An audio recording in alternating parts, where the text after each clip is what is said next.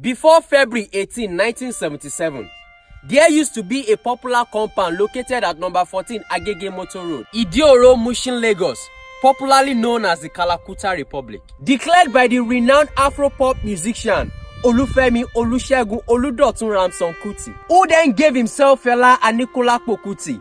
Wittiness and high level of thinking flows in that family. Oh, he's also a cousin to Professor Wole Soyinka.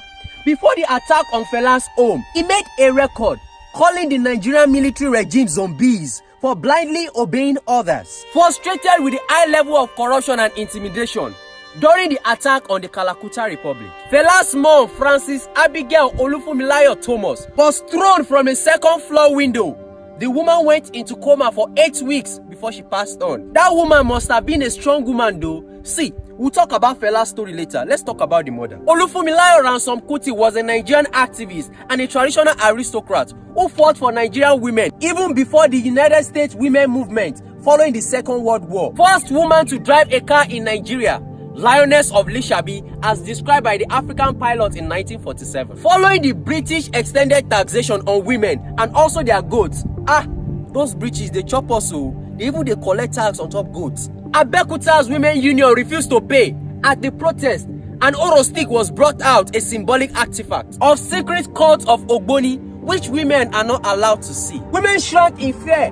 Olufumilayo Ramson Kuti grabbed the oro stick and waved it around, declaring that women had the power, took it home and prominently displaying it at home. This action gave her a reputation of fearlessness and courage that led 50,000 women to the Alake of Egbaland. They protested at the king's palace. They started singing in Yoruba, chanting in Yoruba. You know Yoruba women now. They started saying, Alake, since your manhood is a mark of authority that you are our husband, today we shall reverse the order. And the old women went naked. Abomination. Don't laugh. This unified action chased the king out of the house, resulting in the king's abdication.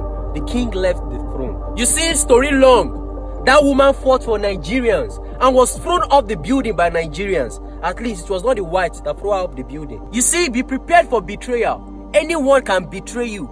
They won't even think about what you've done in the past. That woman fought for some of our mothers and grandmothers. She even fought for the liberation of Nigeria. We will continue the story another day. The sun is coming out. But my friend, you can even be betrayed by your own people. Yeah, I hope you learned something today.